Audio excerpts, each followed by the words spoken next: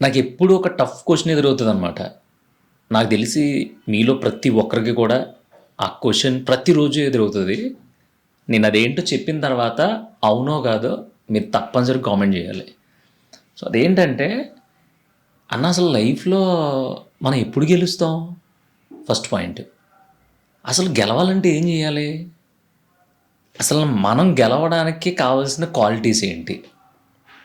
ఇవి ప్రతిరోజు పడుకునే ముందో, లేదంటే ఏదైనా బాధ అనిపించినప్పుడో, లేదంటే మనకి ఏంట్రా ఇలా అయిపోయింది అనిపించినప్పుడు, ఇలాంటి ప్రతిసారి ఈ ఒక్క ప్రశ్న మాత్రమే ప్రతి ఒక్కరికి ఎదురవుతుంది. ఇది ఎదురు కానోడు ఈ భూమండలం మీద ఎవడో ఉండడు. మరి దీనికి ఆన్సర్ ఎక్కడ దొరుకుతుంది? మన దగ్గరే ఉంది, మనతోనే ఉంది. ఎందుకంటే ఈ ప్రశ్న ఎవడికైతే పుడుతుందో ఆడు ఆల్రెడీ గెలవడానికి స్టార్ట్ అయిపోయాడు.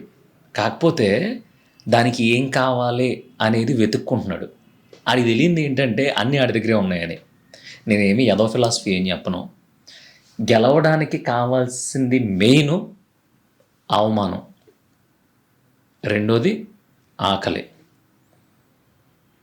మూడోది ఒంటరితనం. ఈ మూడు మన దగ్గర ఉంటే అవమానం, ఆకలి, ఒంటరితనం, ఈ మూడు ఎవడైతే రుచి చూస్తాడో ఆడు ఖచ్చితంగా దాంట్లో 100% గెలుస్తాడు. ఈ మాట ఎందుకు చెప్తున్నానో, మీరు పుస్తకాలు చదివినా, సినిమాలు చూసినా, లేదంటే ఏం చేసినా సరే అక్కడ గెలిచిన ప్రతి ఒక్కడో కూడా ఈ మూడట్లలో ఏదో ఒకటి అనుభవించినోడే. మనం సాదాసీదాగా నెల గడుపుకోవడానికే కష్టంగా ఉన్నప్పుడే కదా ఏం జీవితం రా ఇది, ఇదే జీవితం అంటే, ఇది కాదు ఏదో ఒకటి చెయ్యాలి అనిపించేది. మనకు ఆకలేసినప్పుడే కదా అమ్మ ఎప్పుడు ఇదే తింటున్నాం, పుట్టిన్ని సంవత్సరాలు అయింది, నేను దాటుకొచ్చిన జనరేషన్ అదే తింది, నేను ఇదే తింటున్నాను, నా తర్వాత జనరేషన్ కూడా ఇదే తినాలా? నెక్స్ట్ ఎక్కడికో వెళ్ళాము, వాళ్ళు మన బంధువులే, మన బ్లడ్ రిలేషనే, మనకు తెలిసిన వాళ్ళే, మనతో పాటు చాలామంది వచ్చారు. కానీ మనల్ని నాకు తెలిసి చాలా అంటే చాలా చాలా హీనంగా, అంటే పిలిచి అవమానించడం అనేవి జరుగుతాయి కదా, అలా చూశారు. ఎందుకు ఎంత అవమానం జరిగింది? నేనేం తప్పు చేశాను? అంటే నా స్తోమత పెద్దది కాదు, అది నా తప్పు కాదు. ఎందుకంటే మా నాన్నకో, మా తాతకో, లేదంటే వాళ్ళ తాతకో తెలియక ఉన్న దాంట్లో బ్రతికేసుకునో, లేదంటే ఏయో వాళ్ళకి తెలియకుండా జరిగిన పొరపాట్ల వల్ల మా స్థాయి ఇలా ఉండిపోయింది. అందుకని స్థాయిని చూసి నన్ను జడ్జ్ చేస్తావా? నేను ఎప్పుడైనా నిన్ను ఏమన్నా అడిగానా? మీ ఇంటికి వచ్చి చేయి చాపానా? లేదు కదా. మరి ఎందుకు ఇలా జరిగింది? ఇలాగా 1,00,000 ప్రశ్నలు, ఆ ప్రశ్నల్లో ఇంచి బాధ, ఆ బాధలో ఇంచి దీన్ని మనం ఎందుకు ఏం చేయలేమా అనే ఒక ఉక్రోషం, ఇవన్నీ వచ్చిన తర్వాత ఒక రన్ మొదలవుద్ది, ఒక పరుగు మొదలవుద్ది. అది ఎటు వెళ్తుందో ఏంటో తెలియదు, కానీ ఖచ్చితంగా గెలవాల్సిన వైపు అయితే వెళ్తుంది. నువ్వు దేంట్లో గెలుస్తావు? చదువులోనా, వ్యాపారంలోనా, సినిమాల్లోనా, సీరియల్లోనా, పాటల్లోనా, ఆటల్లోనా, లేదంటే ఇంకేదైనా తెలివితేటల్లోనా, ఖచ్చితంగా మాత్రం నువ్వు ఇప్పుడు ఉన్న పొజిషన్ కంటే నిన్ను అది బెటర్ పొజిషన్ తీసుకెళ్తుంది. ఆకలి, అవమానం, రెస్పెక్ట్ ఏవీ లేకుండా ఎవడో బతకలేడు. మనం అనుకుంటాం అన్నీ ఉంటుందిరా అని. నేనే చాలాసార్లు అంటూ ఉంటాను, దాన్ని ఏమంటారు, ప్రపంచంలో ఏం లేకపోయినా బ్రతకొచ్చు, డబ్బు లేకపోతే బ్రతకలేవు అని. నిజమే కదా. సో ఈ రెస్పెక్ట్ కావాలంటే ఏం చేయాలి? రూపాయి సంపాదించాలి. రూపాయి సంపాదించే రెస్పెక్ట్ వస్తుందా? మంచిగా ఉంటే రాదా? రాదు. అన్నదానం చేస్తే రాదా? రాదు. ఎవరికన్నా సాయం చేస్తే రాదా? రాదు. అలా వచ్చేలా అయితే ఈ పాటికి మంచోళ్ళ గురించి, అన్నదానం చేసేవాళ్ళ గురించి, ఆశ్రమాలు నడిపేవాళ్ళ గురించి, సాయం చేసేవాళ్ళ గురించి మాట్లాడుకుంటారు. కానీ మీ ఊళ్ళోని, మా ఊళ్ళోని, మీ సిటీలోని, మా సిటీలోని, మీ టౌన్లోని, మా టౌన్లోని ఎవరి గురించి మాట్లాడుకుంటున్నారు? ఆయన కారు ఉంటుందిరా, ఆయన తెలుసు కదా, మామూలుగా ఇలా కారు వేసుకెళ్తున్నాడు కదా, కారు 2 కోట్లు అంట, అదిరిపోయిందే, మామూలుగా లేదు అసలు, కొనక్కర్లేదు, చూస్తే సరిపోద్ది. ఏం మెరిసిపోతుందిరా, తొడరంట దాన్ని, వాళ్ళు దుమ్మట్టదంట దానికి. వాళ్ళకి ఇప్పుడు బాగా దుమ్మున్న రోడ్ల నుంచి వెళ్ళింది అనుకో, రోడ్డు అవతల పక్క వెళ్ళేటప్పటికి మొత్తం దుమ్ము మొత్తం అదే దులిపేసుకుంటుంది అంట లోపల నుంచి. మరి ఏంటో అవి డబ్బు మహిమ, ఒక్కరోజన్నా అలా బతకలరా అంటారు. అంతేగాని ఎవరన్నా సాయం చేసి ఉండో లేదంటే మంచి పని చేసి ఉండో చూసారనుకో, ఒక రోజు చూస్తారు, 2 రోజులు చూస్తారు, ఏ మంచోడే బాగా సాయం చేస్తుంది, 3వ రోజు అంటారు ఇది పని పట్టలేదు అంటారు. లేదంటే 4వ రోజు ఏమంటారు, మనం చేయలేమే అలాగా, వాళ్ళందరూ దైవాంశ సంభూతులు అంటారు. కానీ ఆళ్ళ నేను అవ్వాలి అని ఎవడో కోరుకోడు. ఎందుకంటే నేను హానెస్ట్గా చెప్తున్నాను, ఇక్కడ నువ్వు ఎవడికి ఎంత మంచి మాట చెప్పినా, ఎవడికి ఎంత మంచి చేసినా రెస్పెక్ట్ ఉండదు. సో అల్టిమేట్గా అవమానం నుంచి, ఆకలి నుంచి, ఈ మర్యాద దొరక్కపోవడం దగ్గర నుంచి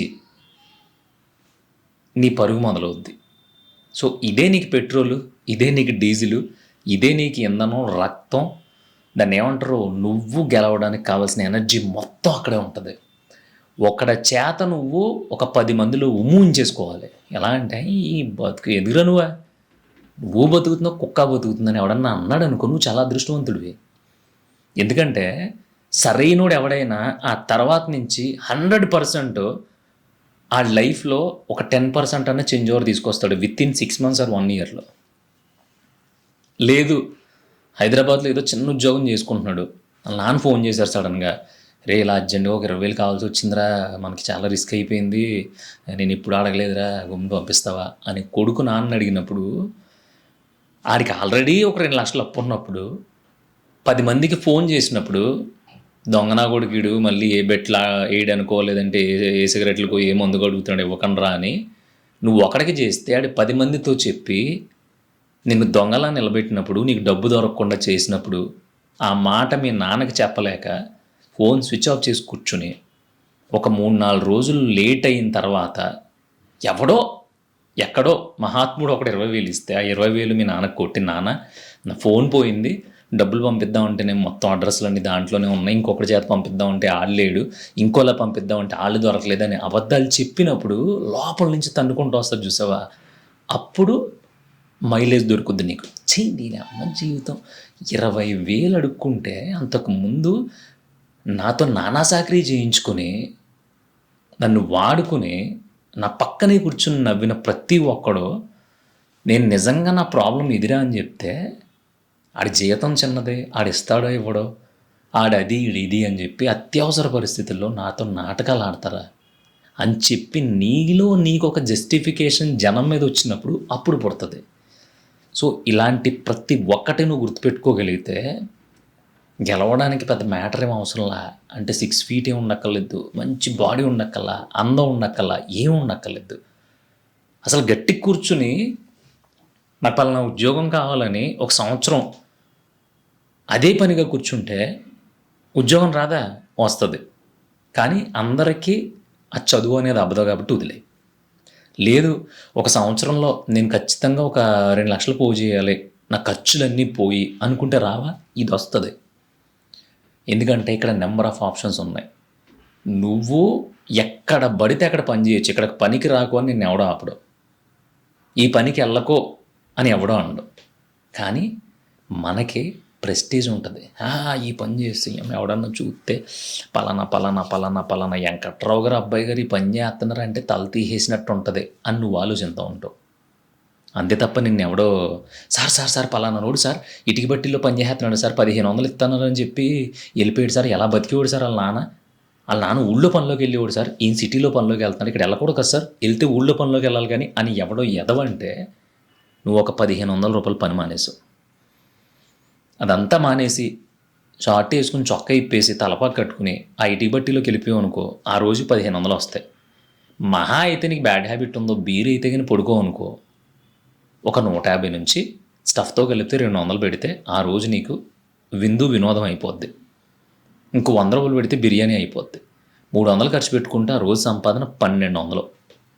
అన్నీ మూసుకుని వెళ్ళి ఆ 1,200 దాచుకుని, ఇంకా ఒప్పుకుంటే మనకు ఉండే డోడెక్కల బండి వేసుకుని ఏ ర్యాపిడోను, ఏ స్విగ్గీనో, ఏ ఇన్స్టామార్ట్ ఏదో ఒకటి చేసుకుంటే ఇంకో 300-400 కలుస్తాయి. అలా మన టార్గెట్ని మనం బేస్ చేసి గట్టిగా పెట్టి కొడితే ఆపరేషన్ సింధూర్లాగా ఉండాలి. అవతల ఎంతమంది చచ్చిపోయారో లెక్కెట్టుకోవడానికి వాళ్ళకి చాలా టైం పట్టింది. అలాగా మనం సంపాదించింది మనం నెల రోజులు వెళ్ళాం 30,000 అని లెక్కేసుకున్నాం, మనకేమో 50,000 వచ్చేసిందేంటి అని ముడ్డెనక తిరిగి చూసుకుంటే నువ్వు వేసుకున్న లెక్క కంటే ఒక 10,000 కనిపించాలి. సో ఇవన్నీ ఎక్కడి నుంచి వస్తాయంటే ఆకలి నుంచి, అవమానాల నుంచి మాత్రం వస్తాయి. ఇది సీరియస్గా ఎందుకు చెప్తున్నానంటే నాకు ఎందుకో మరి నేను వేరే దాని గురించి మాట్లాడితే గత 2 రోజుల నుంచి నీ వరుసగా వీడియోలు పెడుతున్నాం కదా, ఏ మెసేజ్లు అన్న అసలు ఏం చేసినా జీవితంలో గెలుస్తామని నమ్మకం రావట్లేదని ఒకడంటాడు వాళ్ళు గెలుస్తూ ఉంటావు, మనం ఇది తేడాగా ఉంది, మన భర్తే డిఫెక్ట్ ఏమో అని ఒకడంటున్నాడు, ఒకడేమో అన్నాడు తిట్టేసుకుంటున్నాడు, ఒకడేమో నా బతుకు వేస్ట్ అంటున్నాడు. ఏంటి వేస్ట్? ఇప్పుడు ఎవరైతే సక్సెస్లో ఉన్నారో లేమన్నా తోపులు అనుకుంటున్నావు నువ్వు? ఇప్పుడు ఎవరైతే మంచి పొజిషన్లో ఉన్నారో వాళ్ళు ఏమన్నా వత్తదులు అనుకుంటున్నావా, లేదంటే వాళ్ళు ఏమన్నా రాసి పుట్టారు అనుకుంటున్నావా? వాళ్ళు రాసుకున్నారు, అట్లీస్ట్ రాసుకున్నారు. వాళ్ళు అయ్యేరా అవ్వలేదని పక్కన పెడితే అలా రాసుకున్న వాళ్ళు ఓడిపోయి ఉండొచ్చు, కానీ వాళ్ళు ప్రయత్నించి వాళ్ళున్న దరిద్రాల్లోంచో, వాళ్ళున్న ఆకలిలోంచో, అవమానంలోంచో కనీసం ఒక్క స్టెప్ ఎక్కారు. నేను చెప్తున్నాను కదా, ఇప్పుడు ఇదే ఎగ్జాంపుల్. నువ్వు దాన్ని ఏమంటారో వదిలేసిన బంధాల గురించి, జారిపోయిన బంధాల గురించి, ఎగిరిపోయిన బంధాల గురించి, పక్కకి పరుగులు పెట్టేసిన బంధాల గురించి, పారిపోయిన బంధాల గురించి, తప్పిపోయిన బంధాల గురించి ఎడుతూ కూర్చుంటావు తప్ప ఆ చేతిలో కళ్ళెదురకుండా కనిపించే పని గురించి, నువ్వు సంపాదించగలిగే నీ సామర్థ్యం గురించి, వీటి గురించి మాత్రం మనం చిచ్చి తప్పు పరమ పాపం దాని గురించి ఆలోచిస్తే పంచమహాపాతకాలు ఏమంటారు ఆ ఎంటేసుకుంటే రోగమా? రా ఊళ్ళో ఉండలేకపోతే హైదరాబాద్ రా. వర్స్ట్ సినారియోలో ఒక 60,000-70,000 రూపాయలు పెట్టి బండి కొనుక్కొని ఇప్పుడు దాకా చాలా అప్పులు చేసి ఉంటావు, చాలా దొబ్బెట్టి ఉంటావు, ఒక 70,000-80,000 రూపాయలు సెకండ్ హ్యాండ్ డొక్కు బండి తీసుకుని హైదరాబాద్ రా. నాకు వద్దు రే, నాకు రైడ్లు ఇవ్వకండి రా, నేను తోలలేనురా, నేను చేయలేనురా అన్నంత పని ఉంది. రోజుకి 1,500 నుంచి 2,000 సంపాదించే కెపాసిటీ ఇక్కడ ప్రతి ఒక్కడికే ఉంటుంది. కానీ మనం ఊళ్ళోంచి రాము. మన కంఫర్ట్ అంటే మనకి ఏదైతే బాగుంటుందో దాంట్లోంచి బయటకు రావడానికి మనమే సవాలక్ష అబద్ధాలు కారణాలు చెప్పేసుకుని అక్కడే పడేడ్చి ఆ పడేడ్చడం పక్కన పెట్టేసి రకరకాల ఎమోషన్స్ అన్నీ మీదేసేసుకుని కూర్చుని అలో లక్ష్మణాన్ని ఏడిస్తే లైఫ్లో ఎక్కడ బాగుపడతాయి? పైగా నాలాంటివాడికి లేదంటే ఇంకొకటికి మెయిల్స్, కామెంట్లు ఎలా గెలవాలన్నా, జీవితం ఇలా అయిపోయిందన్నా, అప్పుడెప్పుడు రామారావు గారు ముఖ్యమంత్రి అయినప్పుడు పుట్టానన్నా, కానీ ఇప్పటికీ ఇలాగే ఉన్నానన్నా. ఏడుపులేంటి? నేను చెప్తున్నాను స్వయంగా. ఇక్కడ హైదరాబాద్లో మనం అనుకుంటాం మనం ఎరగదీసి సంపాదించేస్తున్నాం 60,000-70,000 వచ్చేస్తుందని చాలామంది అనుకుంటూ ఉంటారు. నేను చెప్తున్నాను వినండి. ఒక అపార్ట్మెంట్లో వాచ్మెన్ చదువు రానోడు పాపం ఊళ్ళో తాగి తందనాలు ఆడేసి ప్యాకెట్లు ఆడేసి అప్పులు చేసేసి హైదరాబాద్ వచ్చి ఇష్టం లేకపోయినా, అంటే ఒక 45-50 సంవత్సరాలు ఉన్న మనిషి గురించి చెప్తున్నాను, నేను మాట్లాడాను. మనకి ఇలా ఇంట్రెస్ట్లు కదా కూర్చోబె ఏంటి విషయాలు అంటే చెప్తున్నాడు. ఏం లేదండి, మనం అప్పట్లో ప్యాకెట్లు అవి ఆడేసి మనకేమో లేని అలవాట్లేదు, మందు మొండ మొక్క ఇవన్నీ ఉండి ఒక అరెకరం పొలం ఇస్తే మా బాబు అది కూడా స్వాహా చేసాను. ఇంకా చివరికేమో పిల్లలు ఎదిగిపోతున్నారు, ఇది పరిస్థితి. ఇంకా తప్పక ఒక 7-8 సంవత్సరాల క్రితం ఇంకా ఆడు తెలిసినోడు ఉంటే ఇంకా రాలేక బస్సు నాకు నేను ఎక్కలేక ఫుల్గా ముందేసి ఎక్కేసానండి. బస్సు వచ్చాను, సరిగ్గా 7-8 సంవత్సరాలు అవుతుంది. మీరు నమ్ముతారో నమ్మరో, మళ్ళీ పోయిన అరెకరం మీద ఇంకొక 2 కొంచాలు ఎక్కువ కలిపి కొన్నానండి. ఎలా కొన్నారో అంతంటే చెప్తున్నాడు. మొత్తం అందరం తీసుకొచ్చామండి ఒక 7-8 సంవత్సరాల క్రితం. ఇలాగా తెలిసిన వాళ్ళు ఎవరిలో పాపం పలానా అపార్ట్మెంట్లో పెడితే నేనేమో అపార్ట్మెంట్ వాచ్మెన్ కింద చేసుకుని నైట్ టైం ఏమో వేరే బ్యాంకులు, ఏటీఎంలు ఉంటాయి కదా, అక్కడ వాచ్మెన్ కింద చేసేవాడంట. వాళ్ళ కొడుకేమో ఆటో కొనుక్కుని ఆటో తోలేవాడంట. ఆటో పని దిగిన వెంటనే సాయంత్రం దగ్గర 200-300 రూపాయలు ఇస్త్రీ చేసేవాడంట. వాళ్ళ ఆవిడేమో 10-15 ఇళ్లలో సామానం తోమడం, హౌస్ కీపింగ్ పనులు చేసేదంట. వాళ్ళ అమ్మాయి కూడా 10-15 ఇంట్లో హౌస్ కీపింగ్ చేసేదంట. అలాగా వీళ్ళు ముగ్గురు వచ్చి మొత్తం మీద అగ్ని సినిమాలో శబదం చేసుకున్నారంట రోజు ఇంట్లో సినిమాటిక్గా. ఏదేమైనా సరే ఈసారి